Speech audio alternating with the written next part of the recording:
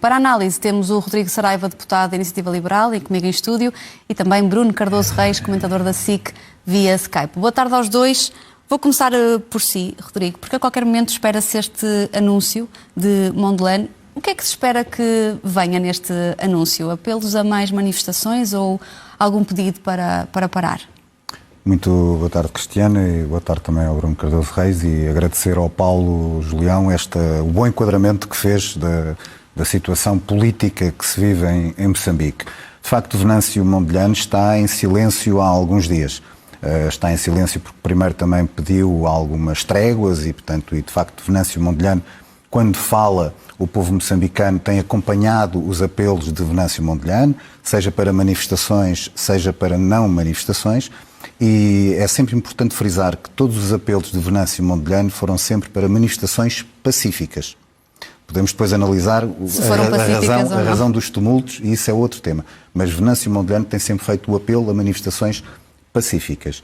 Ele está em silêncio há alguns dias, porque também teve problemas de saúde, parece que está de volta ao ativo e prevê-se que entre hoje e amanhã poderá voltar a fazer os lives, porque é a forma que ele tem encontrado de comunicar com o povo de Moçambique.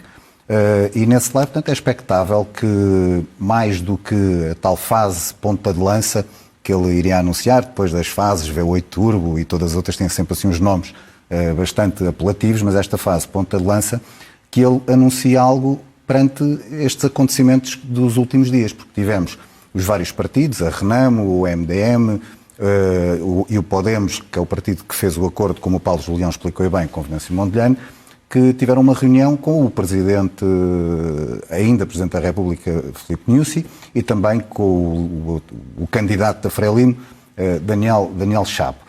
E surge aqui uma coisa curiosa, que é, nem a Renamo, nem o MDM assumiram já que querem tomar posse. E é o Podemos, portanto é com o seu líder Forquilha, que coloca mais afirmativamente a possibilidade de tomar posse, atraiçoando assim o acordo que tinha com Venâncio Mondlane, mas mais importante, atraiçoando aquilo que é o sentimento de mudança do povo moçambicano. E para se entender aquilo que se passa em Moçambique neste momento, eu acho que temos quatro atores políticos. Temos de um lado aquilo que é o regime, o governo, a Frelimo, temos depois um conjunto de partidos, que são um conjunto de partidos que estão sempre à espera das migalhas pós-processos eleitorais. Há um dado interessante para compararmos Moçambique com Angola, é que em Moçambique, desde os acordos de paz, depois sempre tiveram processos eleitorais nas datas previstas, portanto, a tal democracia negociada, como depois ficou vulgarizada em Moçambique, tem acontecido, mas depois estes partidos que não ganham, repare-se, em 1999, parece que Afonso Dhlakama ganhou as eleições, mas depois não, afinal ganhou a Frelimo. Portanto, teria ganho a Renamo, mas não, a Frelimo. E agora, um pouco parecido com aquilo que está a acontecer agora. Todas as pessoas acham e sabem que ganhou Venâncio Mondlane, mas o Conselho Constitucional depois diz que ganhou a Frelimo. Depois temos o povo. E o povo em 2024, agora 2025, há aqui um dado importante. O povo perdeu o medo. O sentimento de necessidade de mudança do povo moçambicano é transversal na sociedade moçambicana. É nas cidades, é na parte rural, é nas classes mais baixas, é na classe média, é também em algumas elites, e que sejam elas económicas ou académicas, há este sentimento de vontade de mudança. E depois, porque é que não é credível os resultados que foram respaldados ou pronunciados pelo Conselho Constitucional? De repente, a Frelimo fez coisas que nunca tinham acontecido. Ganhou nas províncias todas, que nunca tinha acontecido. Ganhou com 80-20 em províncias onde nunca tinha ganho. Portanto, os resultados não são credíveis. Falta um quarto ator que eu estava a explicar dos três que existem. O quarto ator é, de facto, Venâncio Mondlane. Venâncio Mondlane tem sido a voz deste sentimento e vontade de mudança do povo moçambicano. E, portanto, é muito importante estarmos atentos e saber o que é que ele vai dizer. Porque há aqui uma possibilidade, que é Venâncio está há mais de um mês, ou quase há 2 meses, em parte incerta. Eu não sei onde está Venâncio Mondlane. Às vezes consigo falar com ele, por isso é que também sei que ele está bem de saúde, depois dos problemas de saúde que teve, mas ninguém sabe onde Venâncio Mondlane está. E aquilo que era importante era que Venâncio Mondlane pudesse regressar a Moçambique, regressar a Maputo, mas para isso são precisas garantias de segurança, porque desde que está foragido em parte incerta já foi alvo de 2 tentativas de assassinato, segundo informações que temos.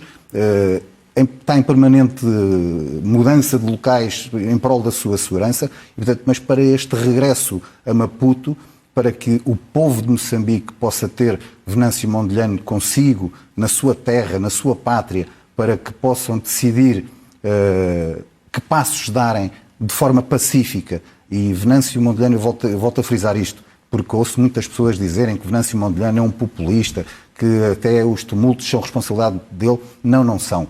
Toda a violência que tem acontecido em Moçambique, não só nos últimos 2 meses, tem responsabilidade do regime e da Frelimo. Gostaria também de ouvir, recuperando aqui uma notícia recente, os bispos católicos angolanos manifestam solidariedade e pedem linhas de negociação entre as partes para se travar esta espiral de violência. Isto é possível? Estas linhas de negociação são uma possibilidade? Bem, realmente a questão e boa tarde a todos, a questão é exatamente quem é que poderia aqui mediar o processo e em que termos é que poderia haver uma negociação, porque o problema, como referia também o Rodrigo, é que há muito esta suspeita que no fundo, e é um facto, realmente nós não temos em Moçambique, desde, digamos, a existência de um sistema multipartidário, ou seja, desde basicamente 1992, não temos aquilo que é o teste definitivo de uma verdadeira democracia, que é uma alternância pacífica no poder, ou seja, a oposição nunca chegou ao poder por via eleitoral. Depois de 50 anos, a Frelimo continua a ser o partido do governo em Moçambique. E, portanto, há sempre esta suspeita que as negociações, no fundo, sejam, no fundo, a distribuição de alguns lugares para calar a oposição e manter, no fundo, a Frelimo no poder. Portanto, desde logo há esse problema. Mas depois também há essa outra questão, quem é que poderiam ser aqui os interlocutores? No passado, se calhar, poderia pensar-se em, por exemplo, na União Europeia, nos Estados Unidos. No contexto internacional global atual, isso é muito mais complicado. Eu lembro que, por exemplo, a China e vários países da região, o Zimbábue, por exemplo, deram os parabéns à Frelimo. No caso do Zimbábue, por exemplo, ainda nem havia anúncio da Comissão de Eleições. No caso da China, muito antes sequer da decisão final do Conselho Constitucional. Portanto, há de facto muitas alternativas hoje em dia em termos internacionais, em termos de investimento, em termos de relações externas. É verdade que mesmo no processo de paz moçambicano, que pôs fim à guerra civil, houve um protagonismo muito importante das comunidades religiosas, em particular da Igreja Católica, através da comunidade de Santo Egídio. O Presidente Nyusi terá visitado, aliás, essa comunidade ontem, ou penso que foi ontem. Portanto, de facto, essa seria uma possibilidade, porque, no fundo, as várias comunidades religiosas, a Igreja Católica, as igrejas evangélicas protestantes, o próprio Venâncio Mondlane é um pastor protestante, as comunidades islâmicas, etc., estão muito presentes no conjunto do país, são muito reconhecidas. Portanto, essa poderia ser uma possibilidade, eventualmente com o envolvimento também de outros interlocutores com esse perfil de outras zonas, por exemplo, Angola, que obviamente tem aqui uma relação histórica, como também tem Portugal com Moçambique, mas isso não resolve o outro problema, que é saber exatamente negociações em relação a quê? No fundo, negociações para simplesmente reconhecer o resultado e fazer aqui algum tipo de acordo muito limitado e que não altera o essencial da questão, ou negociações mais amplas que lidassem com a questão eventualmente da própria fraude eleitoral, de evitar que isso acontecesse no futuro e dar alguma resposta também à evidente insatisfação da população. Eu realmente estive em Moçambique este verão e de facto não é crível, enfim, independentemente disso, não é crível, como foi referido, que a Frelimo, depois de 50 anos, tenha tido uma vitória, por exemplo, em todas as províncias, que nunca conseguiu no passado. Portanto, houve também aqui um elemento, digamos, de fraude descarada, que descredibilizou as eleições e que ajudou também a esta explosão, digamos, de insatisfação, de protestos e de violência, que obviamente é sempre de rejeitar. Não é? E o Conselho Constitucional até admitiu algumas irregularidades, mas não suficientes para se alterar o resultado das eleições. Mas reconhecendo as irregularidades, deveria ter devolvido o processo à Comissão Nacional de Eleições e não feito o decreto que as eleições estavam terminadas. E não é nova este reconhecimento de irregularidades. Rodrigo, olhando aqui para o posicionamento das instituições internacionais, o que é que podem fazer? Eu tenho uma divergência com o sentimento do povo moçambicano. E eu vou explicar porquê. Eu estive ainda há 2 semanas numa marcha aqui em Lisboa com moçambicanos e a certa altura eu falava e colocava-lhes a possibilidade de um novo processo eleitoral. E eles respondiam taxativamente, não. Nós queremos a verdade deste processo eleitoral. E a verdade para eles é que Venâncio Mondlane é o novo presidente eleito de Moçambique. Portanto, eu tenho esta divergência. Eles querem a verdade deste processo eleitoral e a minha divergência é porque eu acho que o caminho, a solução e pacífica é, de facto, um novo processo eleitoral. E é neste novo processo eleitoral que a comunidade internacional é bastante importante. Não só os países, os Estados, ou até entidades como o Vaticano, como o Bruno bem referiu, que já teve um papel histórico em Moçambique bastante importante.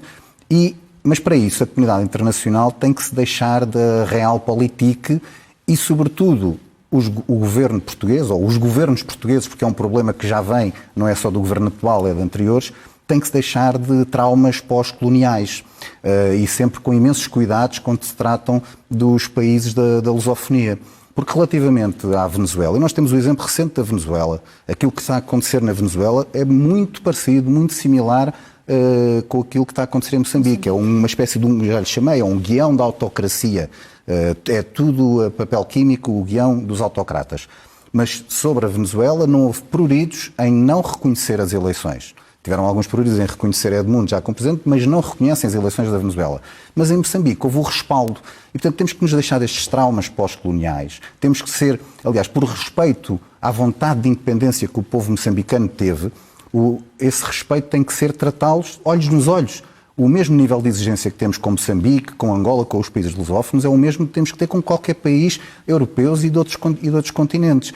E, portanto, Portugal tem que se deixar desses traumas pós-coloniais, tem que se deixar de alguma complacência, porque depois às vezes parece quase uma subserviência a estes regimes autocratas, e tem que, de forma ativa, com a União Europeia, como o Bruno bem referiu, por exemplo, ou até no âmbito da CPLP, embora a CPLP também tenha alguns problemas, como nomeadamente ter a Guiné Equatorial lá dentro, mas sobretudo com a União Europeia e com alguns outros países daquela zona de África, estarem disponíveis para fazer um novo processo eleitoral com todas as garantias de democracia, de transparência, para que a voz do povo moçambicano, a vontade do povo moçambicano, seja respeitada. Eu acredito muito mesmo que a vontade do povo moçambicano é que Venâncio Mondlane tivesse ganho estas eleições. Rodrigo, para uma resposta rápida, porque ainda quero ir ouvir o Bruno, falou aí nesse respaldo dos resultados, olhando para a posição de Marcelo Rebelo de Sousa, Presidente da República, que esta semana foi questionado se iria ou não à tomada de posse de Daniel Chapo. Ficou por responder, deve ir ou não? Claro que não deve. Aliás, nós até votámos contra a ida de Marcelo Rebelo de Sousa à tomada de posse de João Lourenço em Angola. Mas se na declaração pós-pronúncio do Conselho Constitucional o Sr. Presidente da República foi mais cuidadoso do que o Governo foi, também não nos podemos esquecer que Marcelo Rebelo de Sousa, no passado, foi respaldando o regime da Frelimo, até considerando alguns dos seus principais dirigentes como grandes amigos, pessoas que são tudo menos democratas. Bruno, falava-nos aqui há pouco o Paulo, o correspondente da agência Lusa em Moçambique, que, pelos vistos, a situação está um bocadinho mais normalizada. Eu pergunto se isto pode piorar, por exemplo, com uma presença do Exército ou uma posição diferente do Exército. Podemos estar aqui perante um problema maior? Antes de ir a esse ponto, só pegando nesta última questão, apesar de tudo, eu penso que há que diferenciar um pouco a posição do Governo da posição da sociedade civil e dos partidos portugueses, ou seja, acho que aí há espaço para ser muito mais assertivo. No caso do Governo, acho que tem de ter realmente alguma prudência. Eu percebo, por exemplo, houve pessoas que questionaram os termos daquilo que foi dito em reação à posição do Conselho Constitucional, embora, na verdade, a nota do Governo é bastante prudente, diz que toma nota, digamos, não há propriamente aqui um respaldo, não há os parabéns tradicionais. Agora, parece-me importante que Portugal realmente ultrapasse esta ideia também de uma espécie de alinhamento automático com os governos que estão no poder em Moçambique, em Angola, nos países lusófonos. Eu percebo que essas relações são muito importantes, que há comunidades portuguesas importantes lá, e isso é uma preocupação legítima, mas realmente acho que também é importante para esses países a cooperação com Portugal, e portanto isso dá-nos alguma margem de manobra, sobretudo de forma discreta, para sinalizar que, dependendo de como as coisas evoluem, haverá aqui algum condicionamento nesse nível de cooperação, e Portugal também tem uma influência importante ao nível da União Europeia, que tem um protagonismo importante. E parece-me evidente que não faz sentido no contexto atual haver uma presença de alto nível na posse do novo Presidente. Em relação à evolução da situação, enfim, acho que todos os cenários continuam em aberto.